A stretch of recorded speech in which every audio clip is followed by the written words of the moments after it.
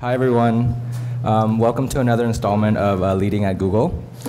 Today, I'm proud to introduce Gautam Mukunda, who is an assistant professor at the Harvard Business School. He received his PhD from MIT in political science and an AB in government from Harvard. Before graduate school, he was a consultant at McKinsey, where he focused on the pharmaceutical sector. His research focused on leadership, international relations, the social and political implications of technology change. Today he'll be talking about his new book, Indispensable, When Leaders Really Matter, which you can get in the back for a very googly price. Please welcome Gautam Mukunda.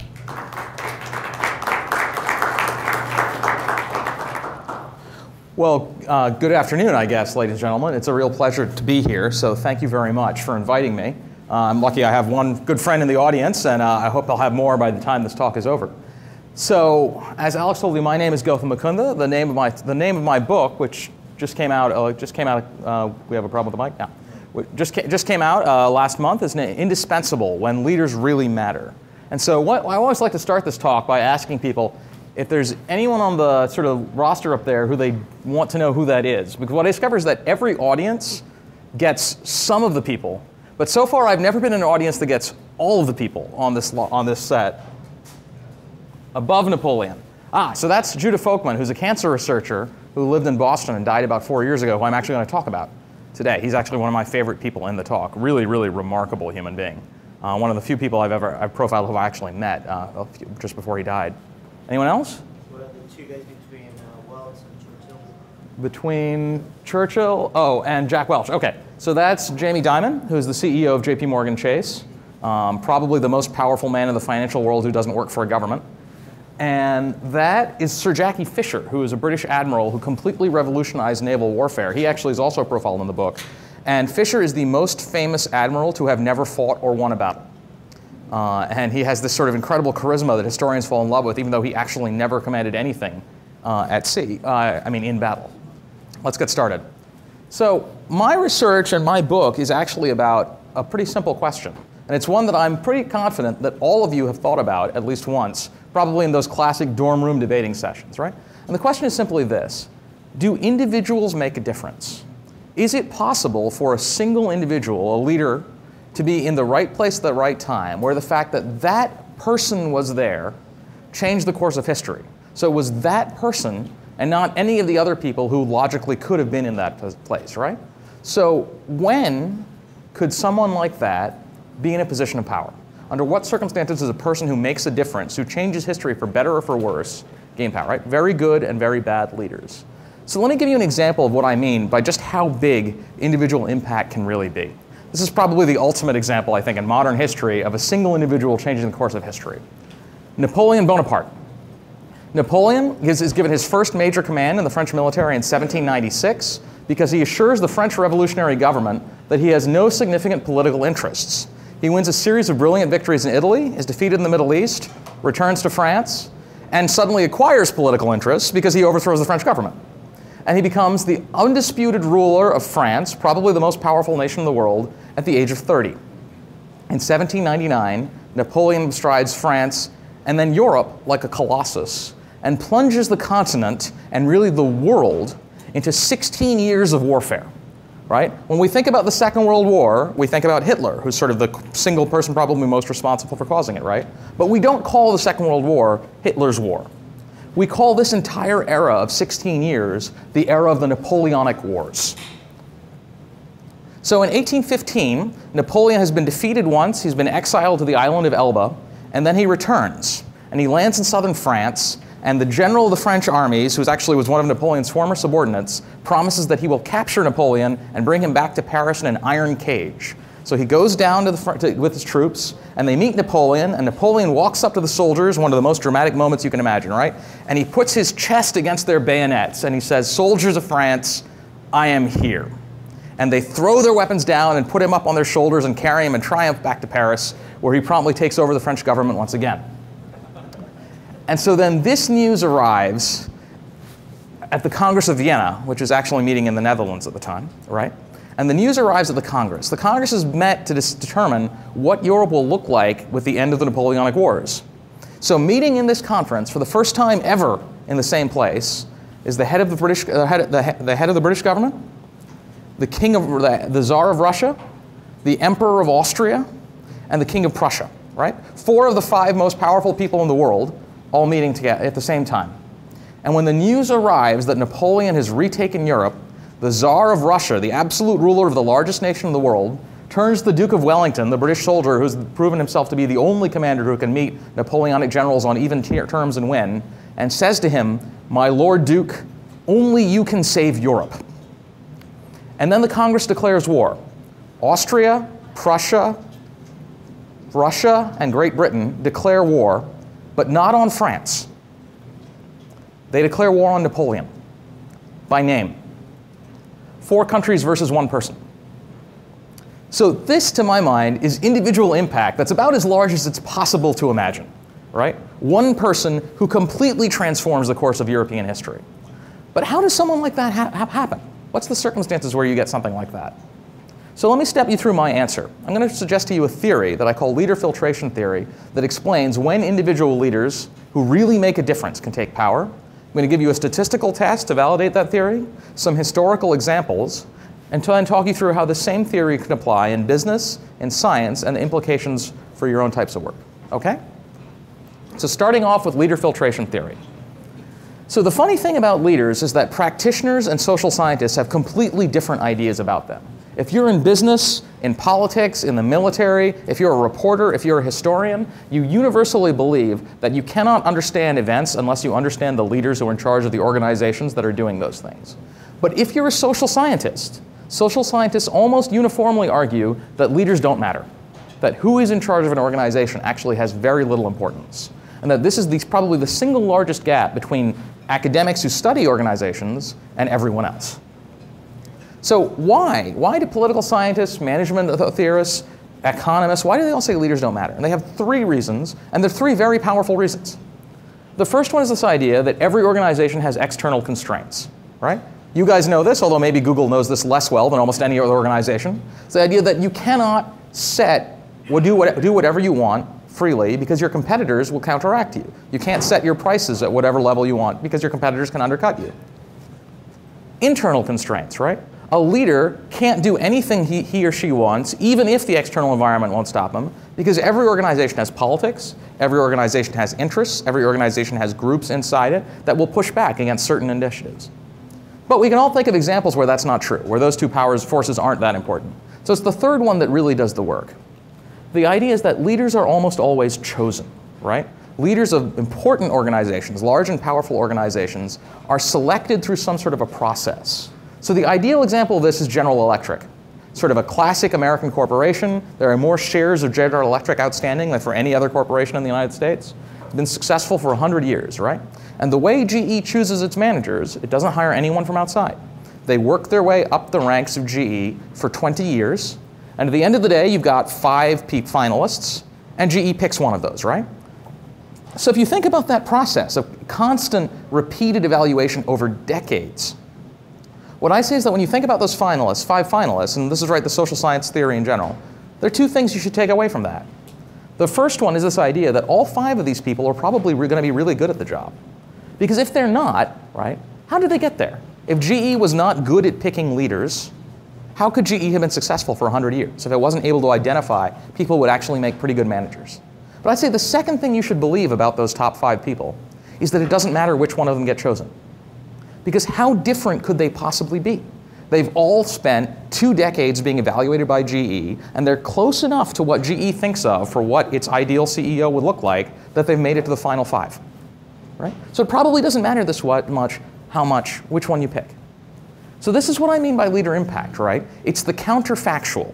You take the person who did become the leader, and you compare him or her to the person who might have become the leader, right? The most plausible alternatives, and the impact is the marginal difference between what did happen and what could have happened. What most likely would have happened if this alternative person had been chosen, right? And this to me means that impact is high risk, high reward.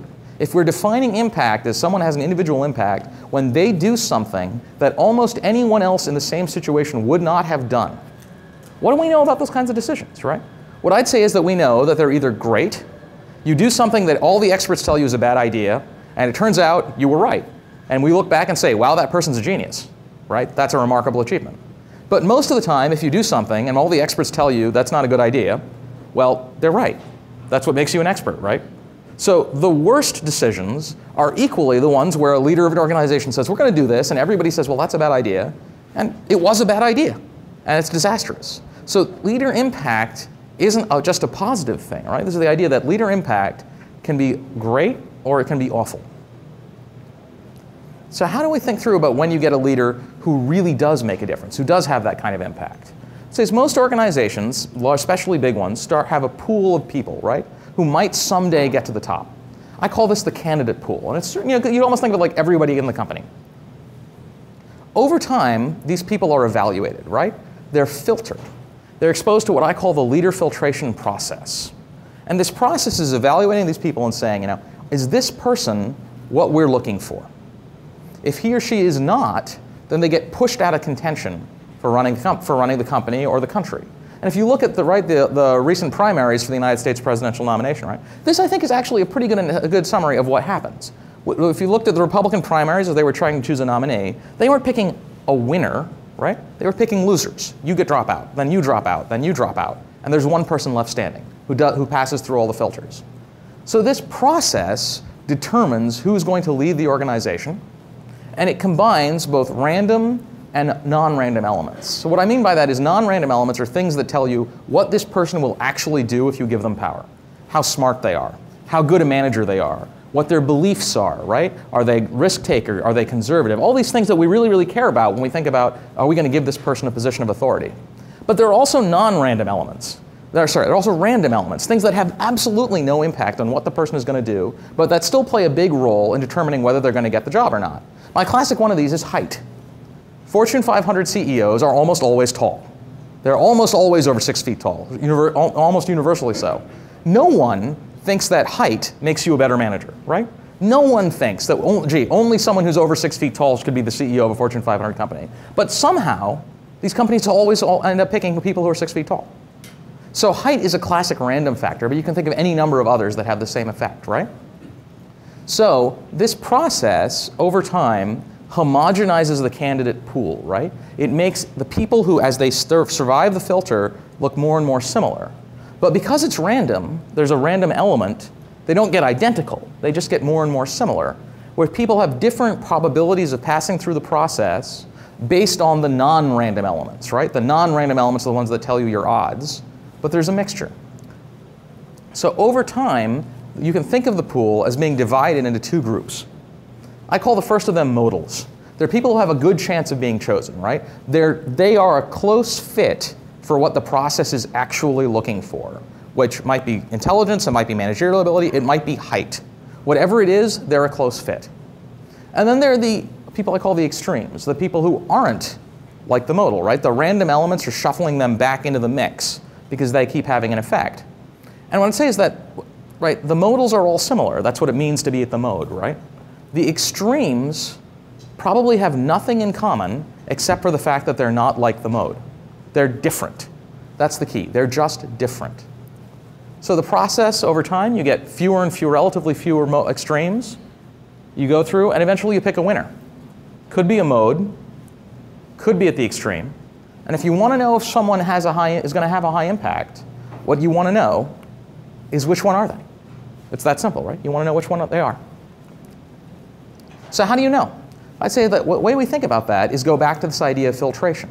The more thoroughly someone has been filtered once they've won, before they won, the more thoroughly they were evaluated, the smaller the likelihood is that he or she was actually an extreme, right? If you're a likely modal, if you had a long career inside the organization, you've been evaluated for a long time, you're frequently evaluated, right? No major failures within an old and established corporation. That's why I always pick GE as the perfect example for this. From a large pool of candidates, because there's a lot of people to choose between. Unfiltered leaders are just the mirror image of that. It's that simple. They're the flip side, right? The people who haven't been evaluated, who haven't been inspected, who've somehow come in from the outside, people whom you just don't know all that much about what they're going to do before you put them in charge. Right? And then, of course, once you put them in charge, they're affected by these same two ideas, that the power, right, the power of force 1 that constricts them from the outside, and the power of force 2 that constricts them from the inside. But sometimes they can still make a difference. So that gives me two predictions about unfiltered leaders, right? First one is that they deviate from the norm, and they do what others would not do, so their performance is going to vary more, do either very well or very poorly. And the second one is that they'll have a high impact, right? They'll do things that are different. So we can test the first one statistically, and the second one historically. That's how we go through the metric. So what does the statistical test look like? This is a rough test, but it's designed to be just indicative, largely because of the importance of the historical tests. So what I looked at was presidents of the United States, something that's obviously very relevant now in late October in 2012, right? Their use is well validated. Historians have ranked presidents of the United States, every president of the United States, about 13 times over the last 60 years. So every 4 years, not by coincidence, they go through this exercise of looking at the presidents and saying who did really well and who did really poorly. Now the striking thing about these rankings is they've been done many times by many different groups of historians who have been asked many different questions, right, about how should you rank the presidents, by what criteria, by what categories, and the end result is always the same. The rankings always come out to be basically the same, from person to person to person. This, when you think about it, is not that surprising.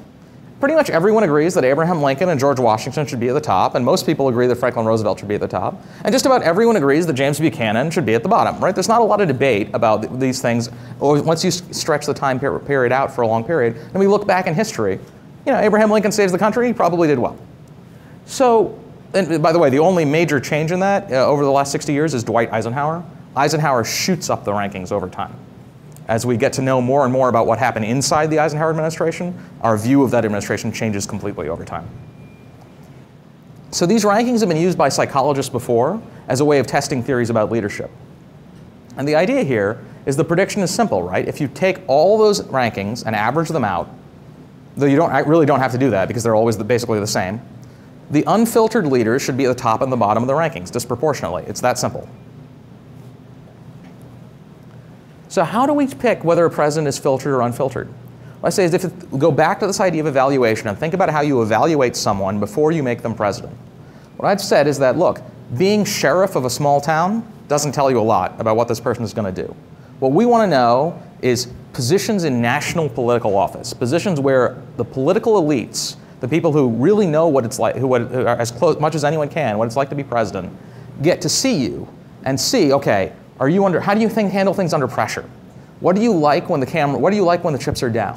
What do you like when the cameras are off? So when you're not showing off for the public, how do you really act, right? How do we really get to know someone? You can't know someone in a job interview. That's not possible. You can't know someone through a reporter's filter, right? Because you put on a false face. We all do when we're trying to impress people. You've got to know, then to get to know someone, you got to spend time with them. And so the idea here, right, is time in filtering positions. National prominent positions. I use 8 years in the United States. 8 years to my mind just makes sense. 2 presidential terms. In most states that's 2 terms as the governor. This feels like a fairly long span of time to get to evaluate someone and know what the real effects of their decisions are. In the United States, there are 3 things, because our political system is by world standards kind of odd, that come up that don't affect you in other countries. The first one is vice presidents. In the United States, you can become vice president. If the president dies, the president goes to the top, and nobody gets a vote, right? You don't get to say, well, that's an awful choice. So there's no filtering there. It just happens automatically. And we can all think of vice presidents who've been picked for extraordinarily random reasons, where no one was thinking, oh, well, gee, that might be the next president. That's who we want. That happens. There are 2 exceptions. Gerald Ford and Harry Truman were both picked as vice president in the sure and certain knowledge that they would soon be president of the United States. But in general, that doesn't happen very often. The second thing is, in the 19th century, the United States had dark horse candidates, where the political conventions would all get together and there'd be lots of candidates and they would deadlock, and someone would end up winning who no one thought should be the nominee, right? Who got no votes on the first ballot.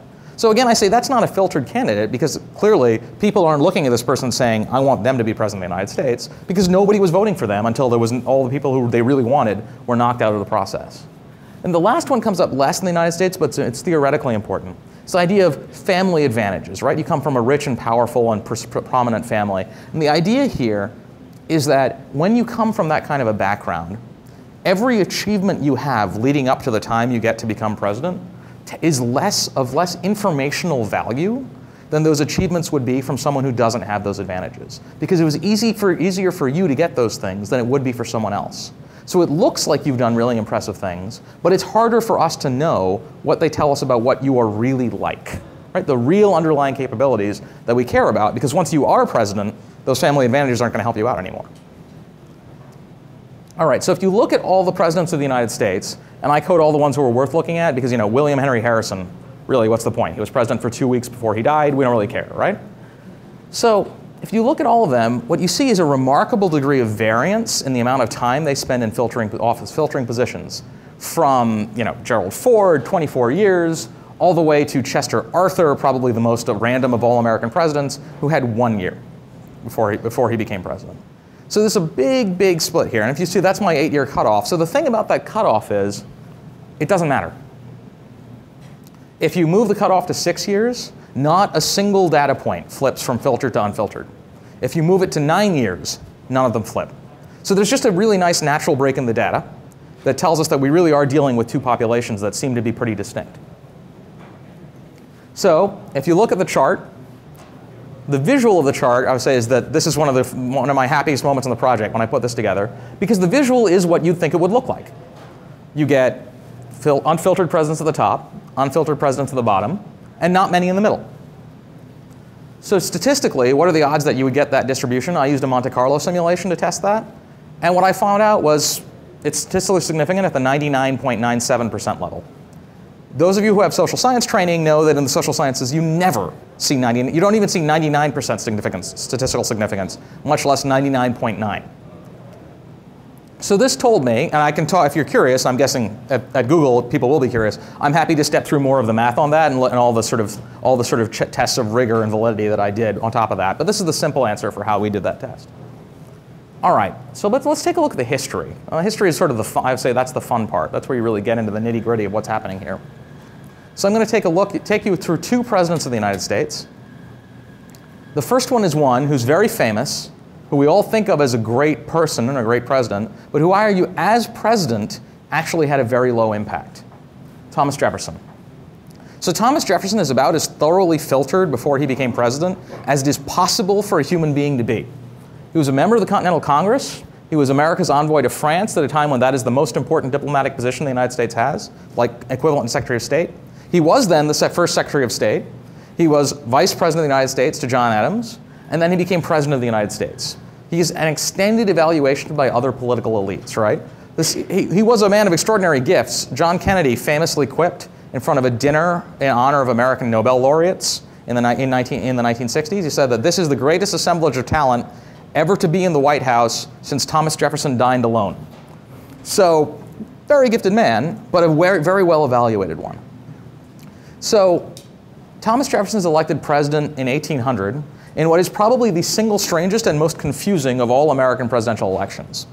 And this is because of a mistake the founding fathers had made in drafting the Constitution, where presidents are elected by the Electoral College, and the way they did it was the person who got the highest number of votes came in first, and the person who got the second highest number of votes came in second, became the vice president, and they didn't differentiate between votes for president and vice president. So, in the election of 1800, Thomas Jefferson, his running mate is Aaron Burr, Thomas Jefferson ties his own running mate for the presidency. This, to put it mildly, is odd. It gets even more complicated because Thomas Jefferson, remember, the person who came in second in the Electoral College becomes the vice president? Thomas Jefferson was the sitting vice president at the time, running against his own president, John Adams, in the election. I can only imagine what those cabinet meetings were like. So this became an enormous political struggle that goes through dozens and dozens of rounds of votes in the House to decide the president. But at the end of the day, Jefferson does beat, again, his own vice presidential nominee, Aaron Burr, and becomes president of the United States. And he becomes president largely because everyone agrees that he's the person who deserves to be president. He is the person people thought they were voting for when they cast their ballots, if not for this fluke mischance. So I'd say that Jefferson's the clear most probable winner, and he's the clear modal pick, right? He is the baseline. So then, who are the alternatives? Who else could have been president of the United States? I'd say there are really two people, right? The first is James Madison. James Madison was the second most important Republican at the time. Jefferson was the head of the Republican Party, which is now the Democratic Party. He was the second most important Republican. He was the person Thomas Jefferson actually had wanted to run for president. Jefferson said, Madison, I don't want to run, you do it. Madison said, no, you have to do it. You have to run, right? And the other alternative is John Adams, the sitting president of the United States, right? The person who might have won the election if things had been a little bit different. So if we want to find out what Jefferson's impact was, we have to compare him to what Madison and Adams would have done in the same situation. So how do we do that? So we look at Thomas Jefferson again.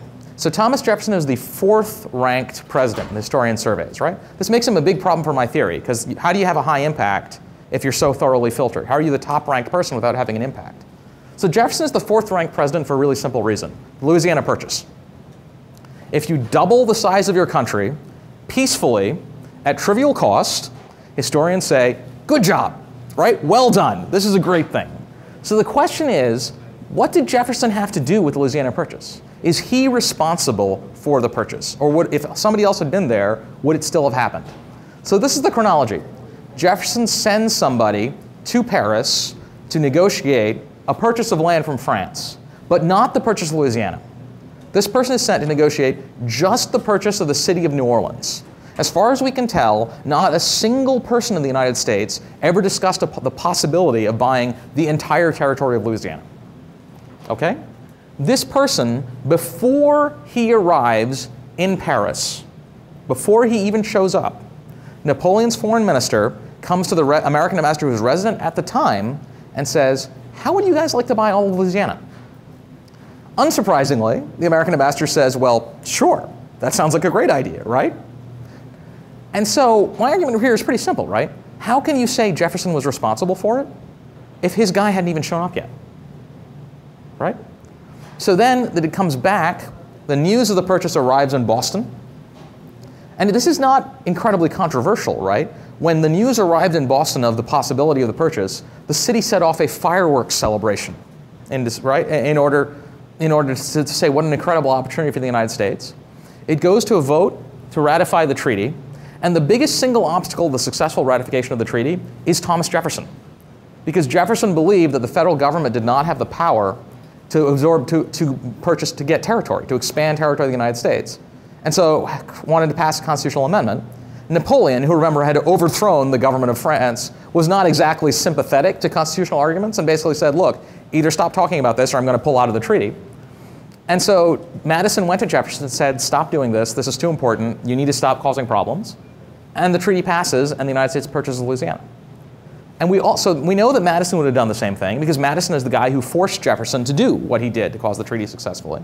If you look at John Adams, well, John Adams was no longer president, but he wrote in private letters that he supported the purchase and would have done it. And we know that his son, John Quincy Adams, who was a senator at the time, crossed party lines to vote in favor of Jefferson's purchase on multiple occasions, something it's basically inconceivable he would have done if his father disapproved of the purchase in the first place. So my argument here isn't that Jefferson was a bad president, right? He clearly was a very good president. That this level of diplomatic skill and the flexibility in the negotiations with Congress to get this through was a huge asset for the country. But Vice President, Secretary of State, Governor of Virginia, Ambassador to France, you should expect this guy to be a good president, right? They've spent a long time evaluating him. How could he not be a good president after such a period of time? So the argument here, right, isn't that he wasn't a good president, it's that he had a low impact because James Madison was also going to be a pretty good president. John Adams was, right? James Madison succeeded Jefferson as president and would have done the same thing. So if that's low impact, what does high impact look like? Let's take a look at Abraham Lincoln.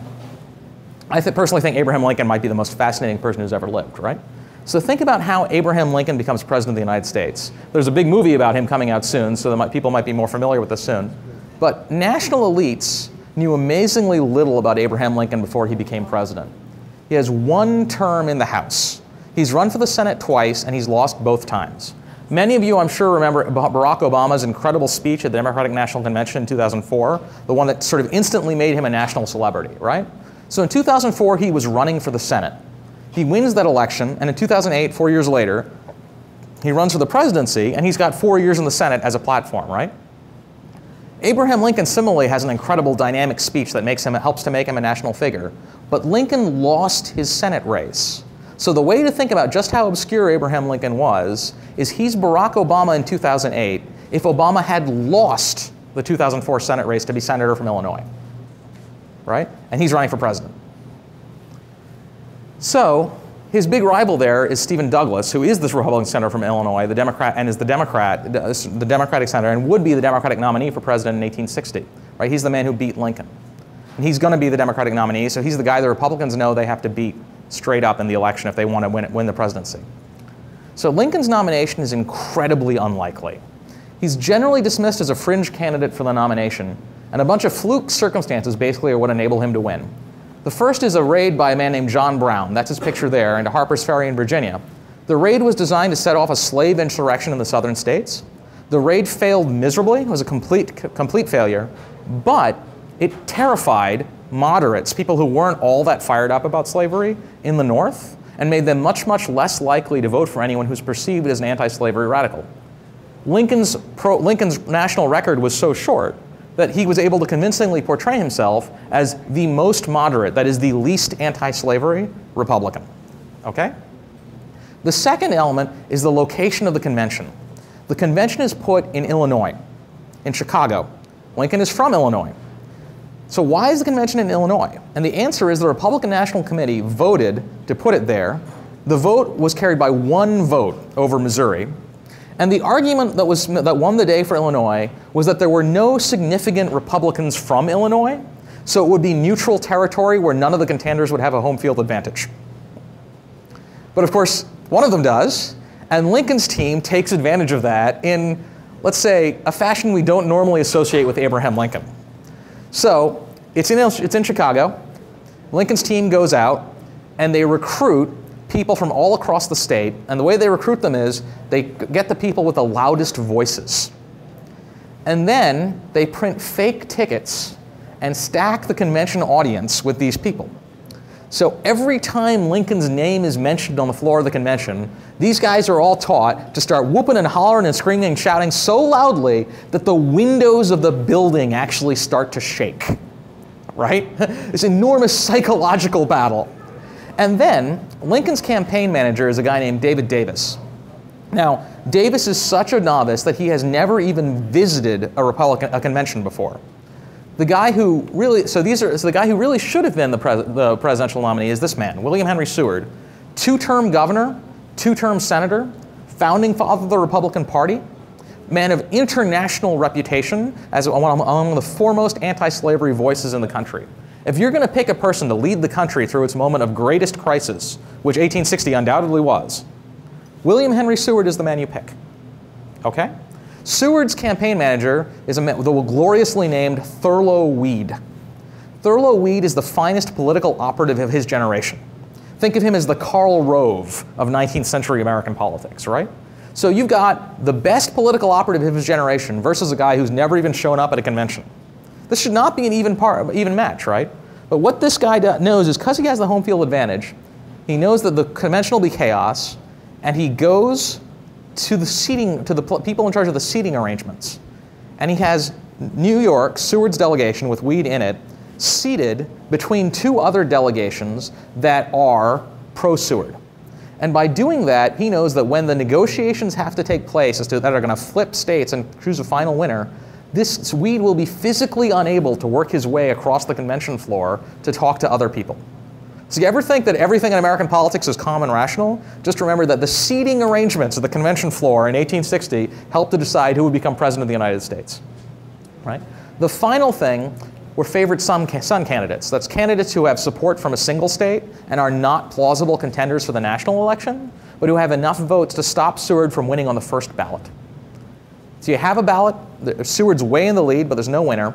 And then Lincoln's campaign manager goes to Simon Cameron, the governor of Pennsylvania, who controls the Pennsylvania delegates. Says if you flip to Lincoln, Lincoln will get enough momentum that he'll overtake Seward and he'll win the election. And Simon Cameron is a man so famously corrupt that a few years later, when he was in Lincoln's cabinet, he was accused of being willing to steal anything but a red-hot stove. When the person who accused him of that was forced to apologize, Lincoln forced him to apologize, he said, I am sorry, you would also steal the stove. So Cameron says, what can you give me? And Lincoln telegrams his campaign team, make no deals that will bind me. Says, make no deals. Lincoln's campaign manager says, Lincoln's not here. And he says to Cameron, if you agree to support Lincoln, we'll put you in the cabinet. Cameron does. Lincoln becomes the nominee, and then he becomes president of the United States. And Lincoln sticks to the deal. He makes Cameron Secretary of War. So I say that there are lots of ways you can tell this story, right? And it's a fascinating and a fun story. That's actually, I'm only skimming the surface. The book will tell you a lot more on the details, and they are every bit as crazy as the ones I've talked about here. But this is not a story about picking the person most likely to win the Civil War for the North, right? This is a story with just random element after random element adding up. So then, what's the impact? I said, let's we don't want to cause a chain of events, right? In 1864, we don't know what the world would have looked like if Abraham Lincoln had not been president. So let's look at the first decision he makes as president. The very first decision is at the crisis over Fort Sumter. Sumter is a fort in Charleston Harbor. It's besieged by South Carolina militia. It is basically one of the only two federal possessions still in the seceded states. Seward's policy is to give it up. He says, let's give the fort to the South, and we'll break what he calls the secessionist fever. He says they're not serious, they're only bluffing. They don't really want to leave the country. And if that's not true, then what we should do is start a war with Spain and France. And if we do that, then in the war, everybody will rally to the flag and the South will come back in. Lincoln doesn't think so. So Lincoln doesn't make a position made, but it's clear that he's not going to do what Seward wants. And so Seward tries to seize control of the government. Remember, Seward is the guy with the international reputation. Lincoln is the hick from the small town in Illinois. That's the way Seward thinks of it. No one knows who this guy is. And so Seward sends Lincoln what is probably the most remarkable document ever received by an American president. So you guys have all seen memos. I'm not going to read the whole thing to you, but I want one sentence to get emphasized. Either the president must do it himself or devolve it upon some member of the cabinet. It is not my especial providence, but I neither seek to evade nor assume responsibility. You've all read memos. This message is really clear. He's telling Lincoln, make me the shadow president, let me make all the decisions, and you just sort of sit in front. So he's completely misread his man, of course. But think about this. How could he have read Lincoln successfully?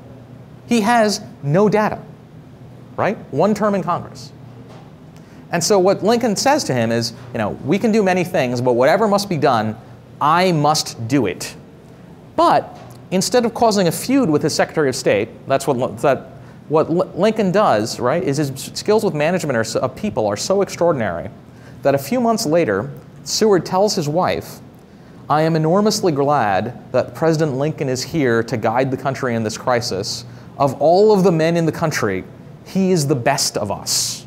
The only person who could do this.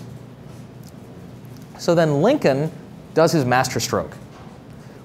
Some people in the cabinet had wanted to give up the fort and let the South go peacefully. Some people had wanted to fight right away. And the country, the North, is not unified at all. Maybe a third of people in the North actually want to fight this war. Most of the rest of the sort of, it's just not worth it, right? Think about how bad this war could get. Say it's not worth it. Let it go in peace. And what Lincoln does is he sends food. And he sends it publicly instead of trying to sneak it past the guards. And by doing that, he puts the decision in the hands of the South Carolina radicals as to whether they are going to stop the food from getting to the fort. And they choose to do it. They choose to fire first. And by firing first, they unify the country behind Lincoln and the war effort, right? Think about what the United States was like on September 11th, or what it must have been like on December 7th, 1941, when somebody shoots at your flag. Partisan political differences vanish for a little while. And so Lincoln suddenly has a unified North to prosecute the war. Without that, it's impossible to imagine how he could have fought it successfully. So I'd say that Lincoln's impact here, right, is the Civil War either doesn't happen or is lost if Abraham Lincoln is not president of the United States. It's hard to imagine, again, more impact than that from one person. All right, so if that's politics, what do we say how about in business and science? Let me give you one example of each, quickly. This is a photo, this is Albert J. Dunlap, my pick for worst CEO in human history. He built a record of moving from company to company as a turnaround artist where he would slash costs. He eventually ends up at Scott Paper where he slashes costs, raises profits, and sells the company to Kimberly Clark for 3 times what it was worth when he was initially hired as CEO. Seems like an incredible success story, right? So the problem is, well, we'll see. So Dunlap is then hired to become the CEO of Sunbeam. Sunbeam's just a consumer products company. Pretty profitable, nothing special. They think it needs someone to really improve things, right? And the way he's hired is, he's a member of Sunbeam's board, reads a magazine profile of Dunlap and says, this might be our guy. Has a 4-hour meeting with him. Dunlap then meets with representatives of the 2 biggest investors in Sunbeam, not the investors, just their representatives. And he is hired with carte blanche to do anything that he wants at Sunbeam before most members of the board of directors even know he's under contention. He's he's under consideration to be CEO. Okay? I would say this is probably not how you want to evaluate a CEO before you hire him or her. And the reason is there are a few things that the board didn't know that they probably should have. Divisions Dunlap had run historically did poorly right after he left. He had been fired after 7 weeks for insubordination from one of his jobs. He had been fired as president of NITAG for his abusive management style. They actually sued him for it, but the suit collapsed because Dunlap had also engaged in massive accounting fraud, and the accounting fraud was so pervasive that it caused the company to go into bankruptcy, which made them stop the lawsuit. And the way Dunlap was able to continue his career and get hired by places like Kimberly-Clark and eventually Scott is simple. He didn't list these companies on his resume. These sort of incidents were discovered by the New York Times in an investigation a couple of years after he was fired from Sunbeam. When Kimberly-Clark had bought Scott, what they basically had been was the greater fool. They spent 3 times as much to buy this company, but when they bought it, they discovered that to make it worth anything at all, they would have to undo everything Al Dunlap had done as CEO of Kimberly-Clark. So, oh, by the way, this is how Dunlap's management style, I hope Google doesn't work like this. Dunlap ordered the head of HR into his office, threw a chair at him, swore at him constantly, and then threw him back out of the office without actually giving him an opportunity to say a word, and he did all of this in front of the person's subordinates. If that ever happens to you, it's a good sign to leave the company. So that's how Dunlap likes to run a company. And so it's a disaster, right? His usual trick is he gets hired, then he arranges an acquisition. But that doesn't work here because he's such a celebrity that when he gets hired, the stock price spikes up and suddenly Sunbeam is too expensive for anyone to buy it. So he tries to arrange a merger on his own with other companies, and at the same time he's using really questionable, really fraudulent accounting practices to goose Sunbeam's numbers. And in the due diligence investigation that people do for the M&A, everything comes out. Everything falls apart. Sunbeam's shares start to plunge. The board questions Dunlap as to what on earth is going on. Dunlap's response is that Sunbeam's largest shareholder is involved in a conspiracy to drive down the price of Sunbeam stock. The board is understandably baffled as to why Sunbeam's largest shareholder would be trying to decrease the value of his holdings. And he's fired. Dunlap essentially resigns in disgrace, and Sunbeam files for bankruptcy in 2001, essentially ceases to exist as an independent operating company. So I would say that Dunlap did the exact same things at Sunbeam that he did at Scott, that he did at Kimberly-Clark, right? In fact, that he'd done many times in his past, but he wasn't discovered. So the thing here, right, is this is the classic case of what happened, of the worst possible scenario when you hire an unfiltered leader. Anyone at his previous organizations could have told them that this is the worst possible person to hire. Anyone could have told them that, right? But the sort of information you need to know that someone is that they like to throw chairs at their subordinates, that doesn't filter across organizational boundaries very well. That's gossip, right? It's the gossip you trade in the halls, which can be enormously valuable, but doesn't go from place to place. So here you have this case, right, where this is, by the way, the title of a book about Al Dunlap, which is my favorite business book cover of all time. Chainsaw Al, and maybe all you really need to know about Al Dunlap's personality is that Chainsaw Al is the nickname he gave himself. But how about science? So what I'd say is that science is actually the most difficult case for personal impact, because science is about discovering a natural world that exists independent of our own observations, right? It's just out there. So is it possible for a scientist to have this kind of huge impact? Let me give you an example of one who I think did. So what does filtration look like for a scientist? My argument is that what it really looks like is peer review. Right? We're all familiar with the peer review process. And this, to my mind, sounds a lot like filtration. Right? It's particularly peer review for grant applications, because grant applications are forward-looking. Right? So if you submit a grant application, other scientists read it, and they say, well, this is a good experiment, this is a bad experiment. So here's the problem. A revolutionary experiment is one that tells you that what you know about the world isn't so, right? It tells you that your long-held theories are not correct. So the people who are doing peer review believe these long-held theories. They're going to get 1,000 different proposals for ideas that disprove long-held theories.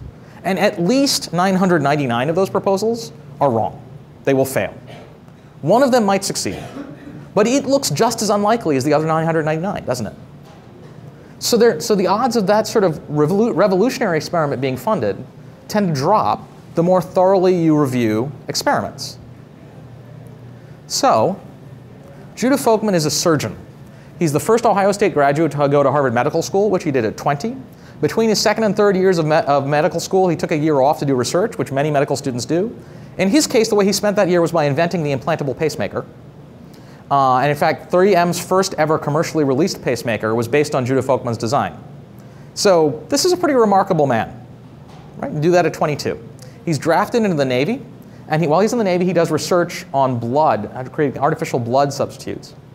And to do that, he works with cancers, with tumors. And what he discovers about tumors is that unless they have a blood supply, they stop growing very fast. So Folkman has an idea, a lightning bolt, you might think. He thinks maybe tumors aren't dangerous unless they emit some sort of a chemical that causes capillaries to grow into the tumor and feed it and allow it to grow. But he doesn't know what the chemical is, and the common view in the cancer research community at the time is nothing interesting happens with blood vessels. They're just dumb tubes. That's the line people use. So when he suggests this, that we should do experiments on this, nobody buys it. He doesn't have one day of formal training as a cancer researcher. He's a surgeon. And Folkman's idea is this, he calls it angiogenesis, right? He says that this is the term he used for this ability to generate capillaries that grow into the tumor. But he can't identify the factor. His ideas gain no traction. Proposals and grants are rejected. Only 2 papers published, both in minor journals. Eventually, the publicity gets so bad that when he speaks at a cancer research conference, 150 people get up and walk out in protest because the conference is wasting their time. And an investigation of his work, an independent investigation launched by Children's Hospital, where he is the chief of surgery, concludes that his research is of no value. That's the quote, of no value. And so the hospital tells Folkman, you have to either resign as chief of surgery, or give up cancer research. You have to do one of the two, because you're embarrassing us so much. Folkman resigns as chief of surgery. This is the marginalia in one of Folkman's grant applications, where he says, this is the limit. We do not want Folkman to build an empire. So the way he does his research is he negotiates the first ever corporate partnership for biomedical research between a corporation and a university. This is a multi-billion-dollar industry. Almost every major university does it. Folkman invented that with Monsanto at Harvard. In 1979, PNAS publishes a paper proving that his idea about the factor is correct. There is a factor. In 1980, he proves that angiogenesis can be inhibited, that you can stop capillaries from growing. In 1989, the factor is identified by a different research team after 24 years of searching. In 1998, the first patient is successfully treated using an angiogenesis inhibitor.